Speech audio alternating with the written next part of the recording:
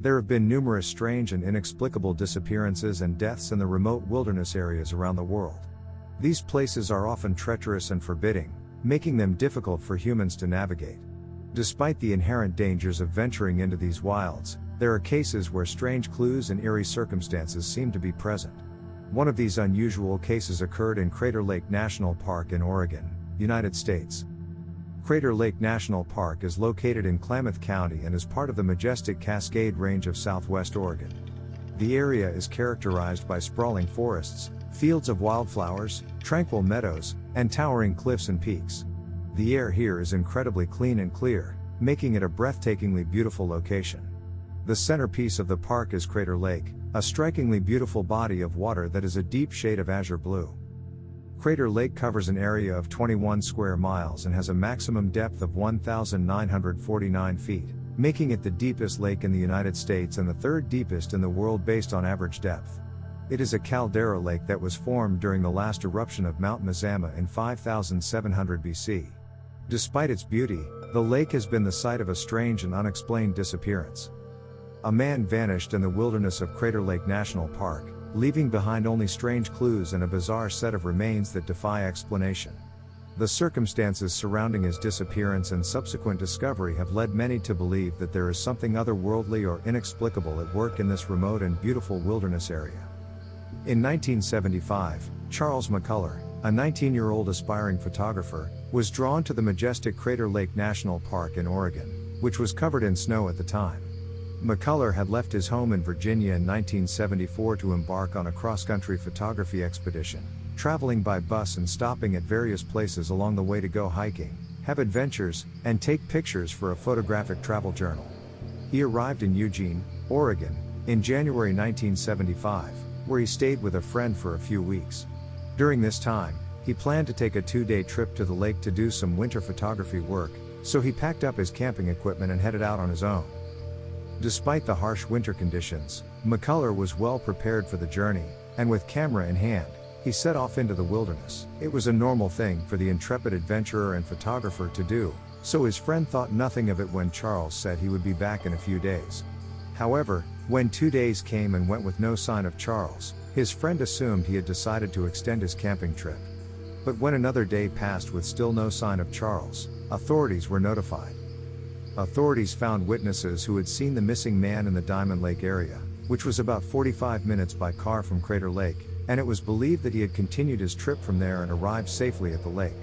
However, other witnesses claimed that Charles had headed out hiking along the North Road, which was odd since there had been about 5 feet of snow along that route at the time.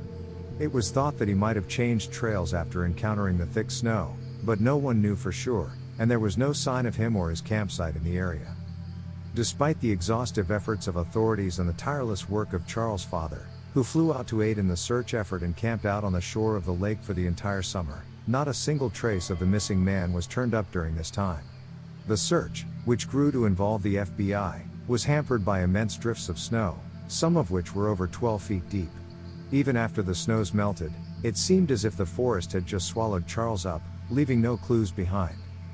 Despite the extensive search efforts by the authorities and the involvement of the FBI, no trace of Charles or his campsite was found.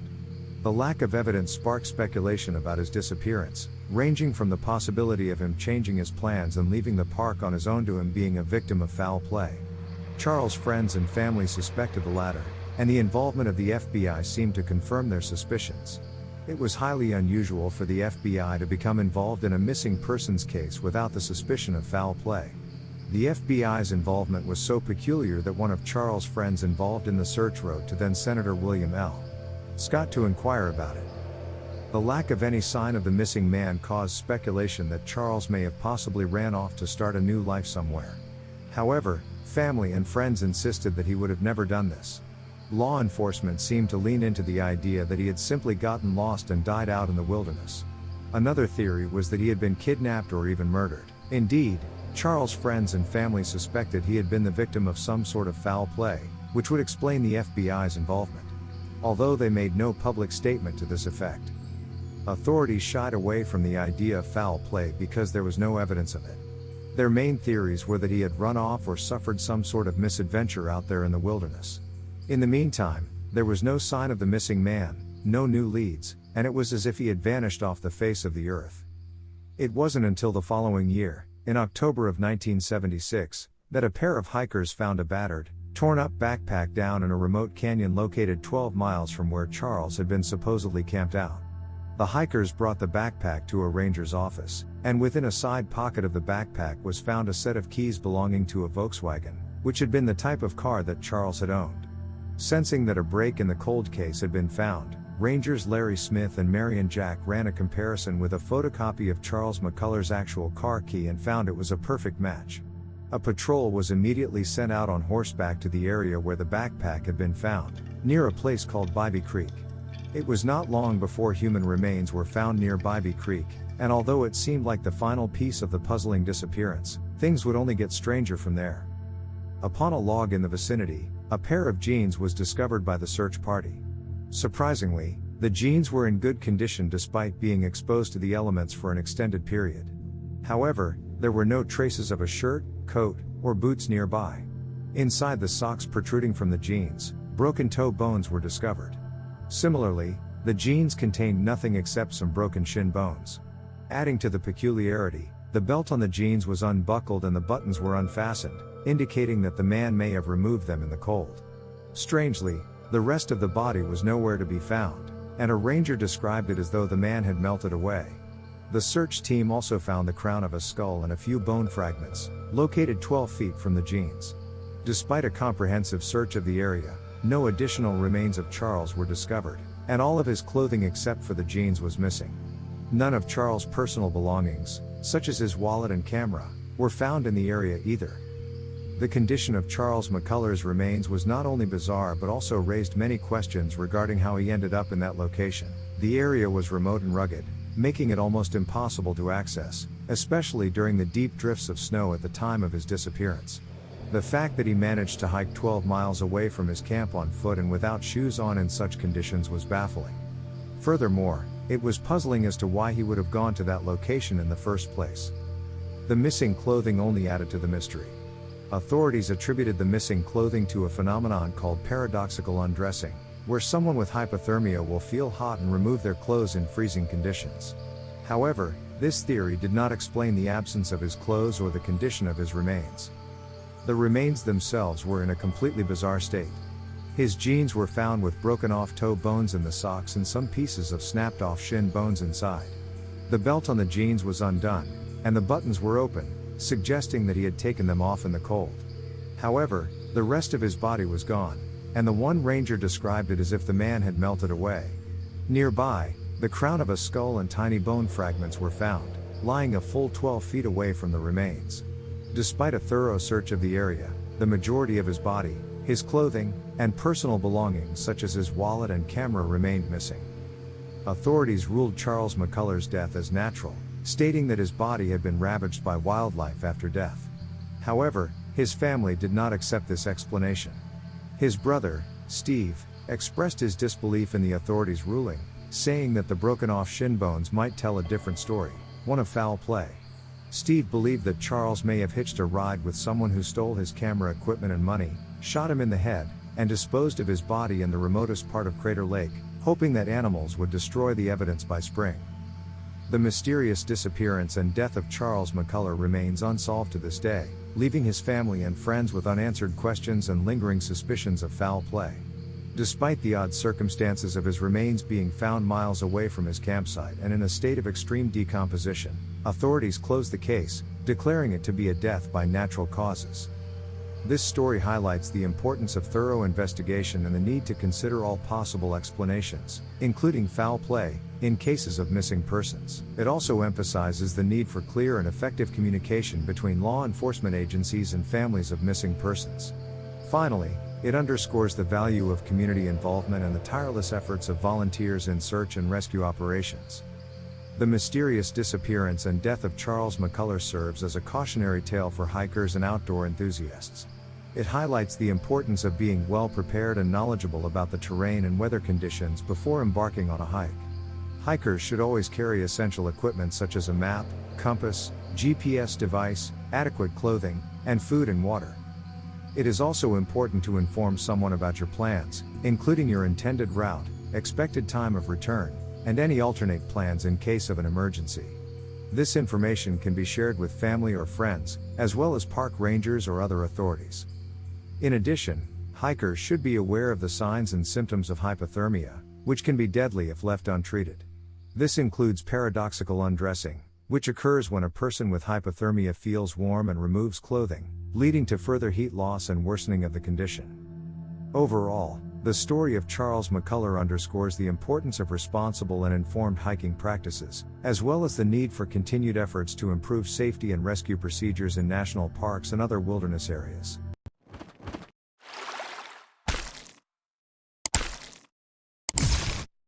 If you like this content, please subscribe, like, and share. It really helps the channel. Now the true story of the missing 411 case of Amanda Eller.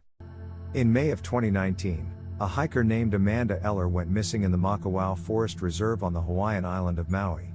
Eller, a 35-year-old physical therapist and yoga instructor, had gone for a hike on the morning of May 8 and was expected to return later that day. When she failed to come back, her family and friends became worried and contacted the authorities.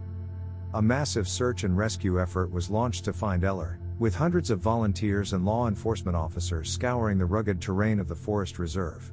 Despite extensive efforts, however, Eller remained missing for 17 days, sparking fears that she had been injured or lost in the dense forest. During her ordeal, Eller had no food or water and was forced to rely on her own wits and survival skills to stay alive. She took shelter in a small ravine, using leaves and branches to create a makeshift bed and building a fire to keep warm at night. She drank water from the nearby stream and ate plants and berries that she found in the forest. Despite her dire circumstances, Eller remained hopeful and determined to survive. She stayed active, doing yoga poses and meditation to keep her mind and body sharp.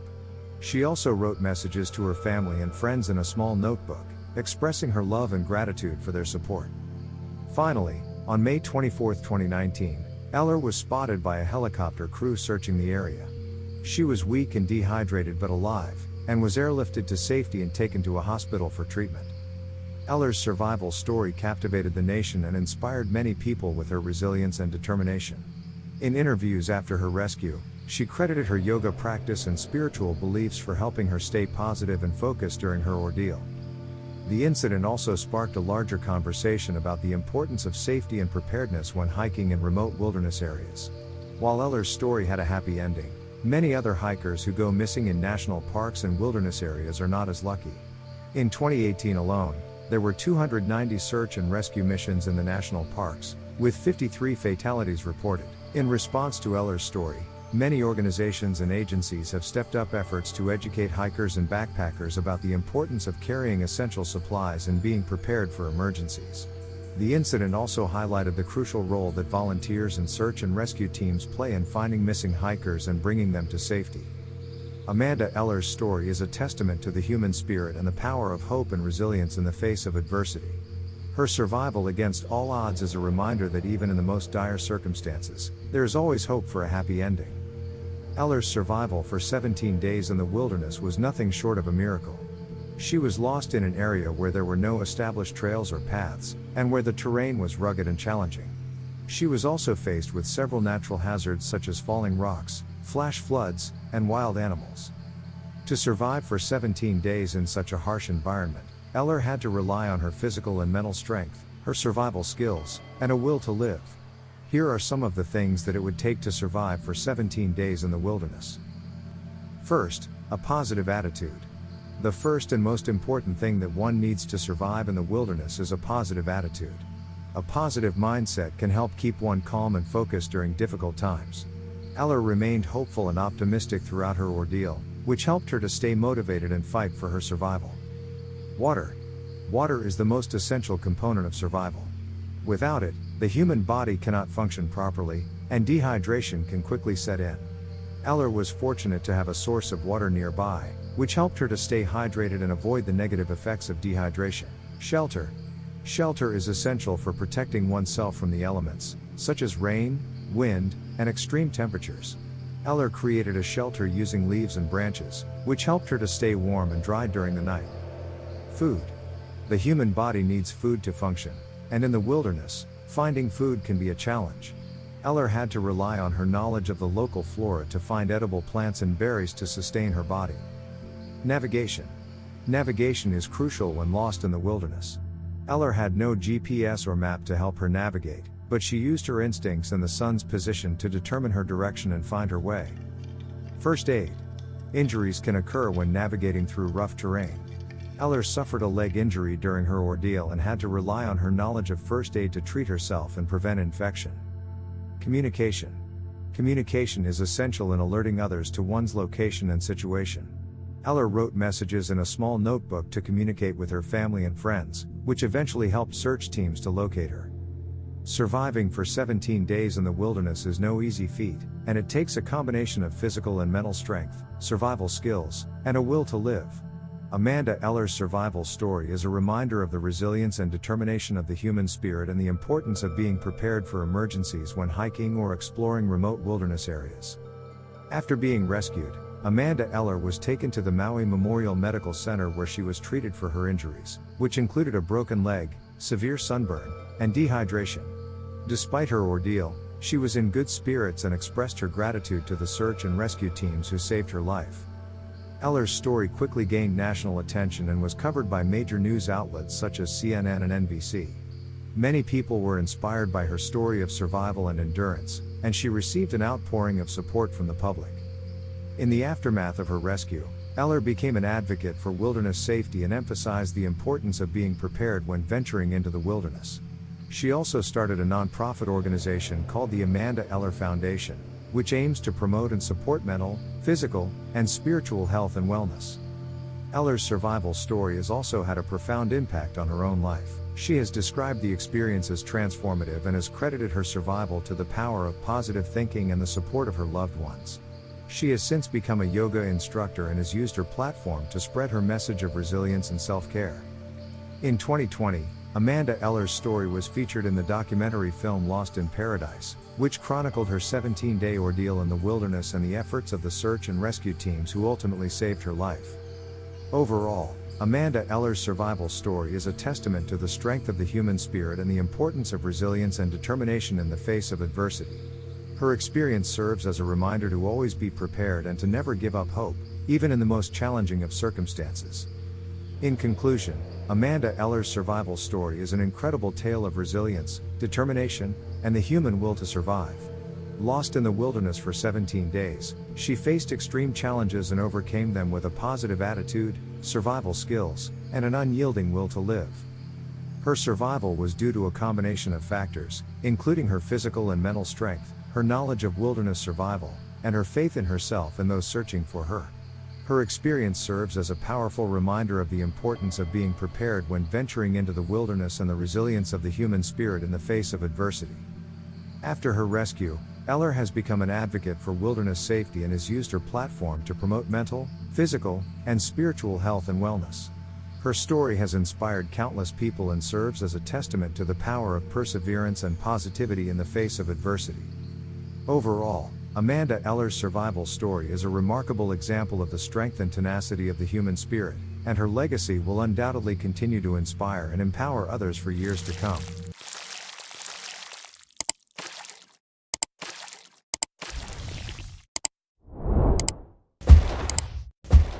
Konstantinos Filipidis, a 49-year-old Toronto firefighter, commonly referred to as Danny, was skiing at Whiteface Mountain in Wilmington, New York on Wednesday, February 7, 2018. He was part of an annual ski trip organized for off-duty and retired firefighters. Along with 8 others who joined him on vacation, he was considered an intermediate skier. Whiteface Mountain is one of the highest peaks in the Adirondacks, offering a range of ski trails, wooded areas, trees, and rocks. This was the final day of their skiing trip, and they were preparing to return home after enjoying their winter vacation at this popular ski destination. At approximately 2:30 p.m., one of the members of the group, feeling exhausted, suggested that they should leave. However, Konstantinos Filipidis expressed his desire to take one last run down the mountain before heading back. Consequently, he decided to ski alone for one final attempt while his friends waited for him at the lodge situated halfway down the mountain. Unfortunately, a powerful snowstorm started, causing the area to have poor visibility. After waiting for around an hour and a half, until 4 p.m., the ski lift stopped operating for the day, and Filipidis was nowhere to be found. His friends waited for an additional 30 minutes before becoming concerned about his whereabouts and subsequently reported him missing at 4:30 p.m. Filipidis' friends initially decided to check at the resort where they were staying, hoping that he may have returned there. However, they were alarmed to discover his car, passport, phone, and ID exactly where he had left them earlier in the day. A search operation was immediately launched to locate Filipidis on the mountain. Forest rangers, ski patrol personnel, and other skiers all participated in scouring the slopes to locate the missing firefighter. Despite their exhaustive efforts, Filipidis remained unaccounted for as the evening progressed, and the weather conditions worsened. On the following day, more people joined the search, including New York State Police, Homeland Security, U.S. border officials, and volunteers. The news of their missing colleague compelled over 100 Toronto firefighters to travel to Lake Placid to assist with the search operation, with colleagues agreeing to cover their shifts. The search teams deployed helicopters, drones, and sniffer dogs to scour the mountain in search of Filipidis. He was last seen wearing a green ski jacket, black helmet, goggles, and red skis. For almost a week, approximately 6,000 people, including Filipidis' wife, tirelessly searched for the missing firefighter in the Lake Placid area. As each day passed, the hope of finding him alive began to fade. However, astonishingly, after being missing for 6 days, Filipidis was discovered alive and well, over 4,500 kilometers away in California. On Tuesday, February 13th, at 9:30 a.m., Filipidis' wife was meeting the search party in Lake Placid when she received a call from an unfamiliar number. When she answered, she recognized her lost husband's voice immediately, who referred to her by her nickname. He informed her that he was alone at Sacramento Airport in California, which was approximately 4,670 kilometers away and on the other side of the country. She advised him to seek help immediately. Upon making contact with Filipidis, law enforcement officers were able to locate him in the car rental terminal of Sacramento Airport, still dressed in the same ski clothes he was wearing when he went missing 6 days earlier in New York. Remarkably, he was still wearing his ski jacket, boots, and carrying his ski helmet. Filipidis was discovered in a disorientated state, so much so that when he was asked to describe the color of a blue sign, he mistakenly said it was green and was unable to recall the current date. Along with his skiing attire, he had recently purchased an iPhone, had a credit card, $1,000 in cash, and had even managed to get a haircut. Initially, Filipidis told police that he had no recollection of how he had gotten to Sacramento from New York, but suspected that he had suffered a head injury. He did, however, recall riding as a passenger in a truck that resembled a big rig, and that he slept a lot during the journey. Surprisingly, he had no recollection of purchasing the new phone to call his wife. Due to his confused state, he was immediately transported to the hospital to be examined for possible head injuries. However, he was discharged later without any signs of injuries reported. Sergeant Sean Hampton of the Sacramento County Sheriff's Department reported that after being located, Filipidis was questioned by officers and they determined that he was not under the influence of drugs or alcohol. According to Hampton, Filipidis claimed that he was dropped off in Sacramento the night before he called the police and must have slept on the streets near the Richards Boulevard along the Interstate 5 corridor. However, it is unclear how he managed to get to the airport from that location. It is speculated that he may have taken a taxi before contacting his wife. In the days that followed, officials from New York and Sacramento issued additional statements on the matter. The police released a photo of Filipidis that was taken when he was found in California, hoping that someone who recognizes him could provide more information about his journey. After being discharged from the hospital, Filipidis returned to the Adirondacks to speak with police, who continued their investigation into the strange circumstances of his disappearance.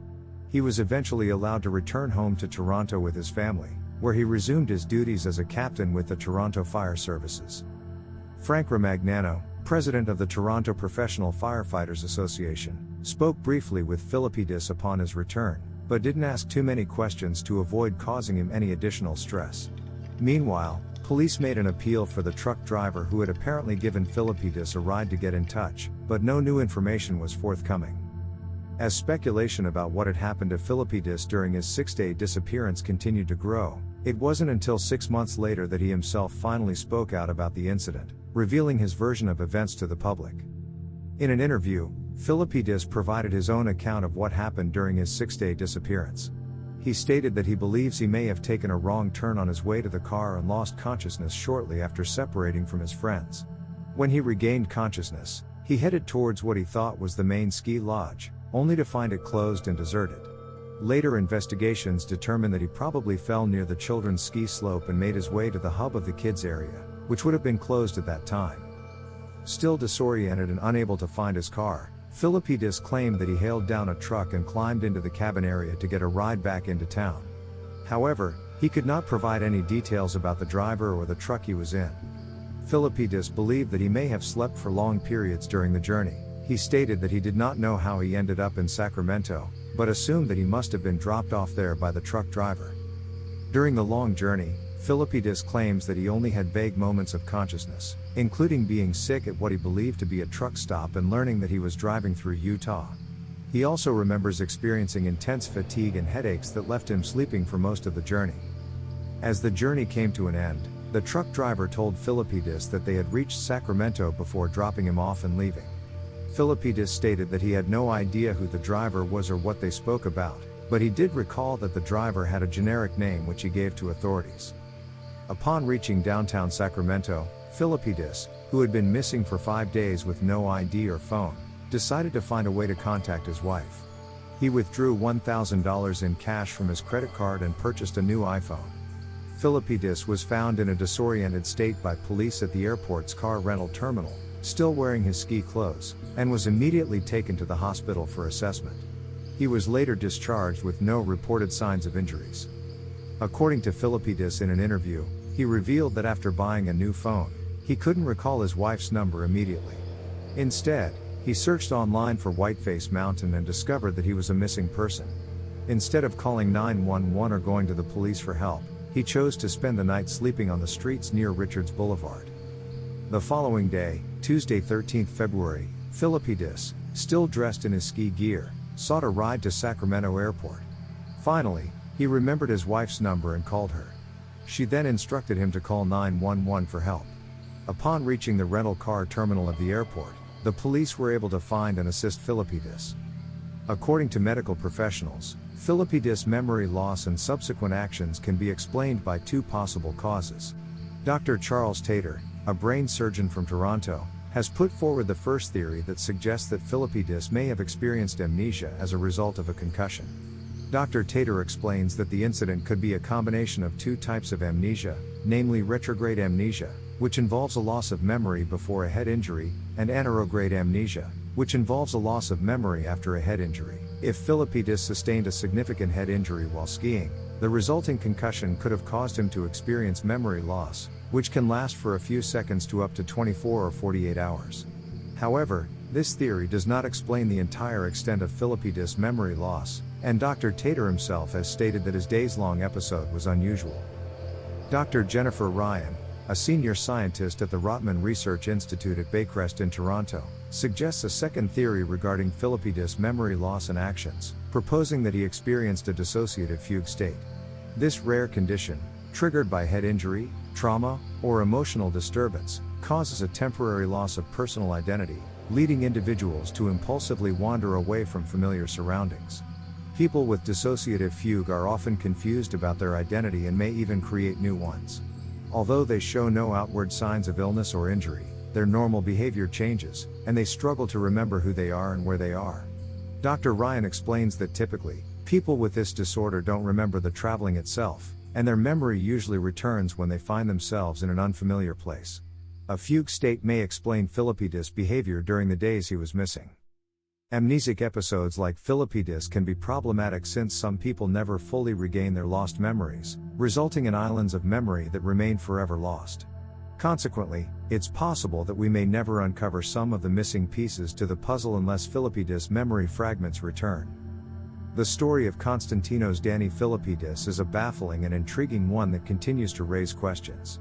Despite extensive investigations by law enforcement agencies, medical professionals, and the media, there is still no definitive explanation for what happened during his 5-day disappearance. Theories of retrograde and anterograde amnesia and dissociative fugue have been put forward, but none of them can fully account for all the missing details. Filipidis' own account of his experience is also limited, as he claims to have lost significant periods of memory. Ultimately, the case remains shrouded in mystery, and it is unclear whether we will ever learn the truth behind what happened to Filipidis during those fateful 5 days in February 2018.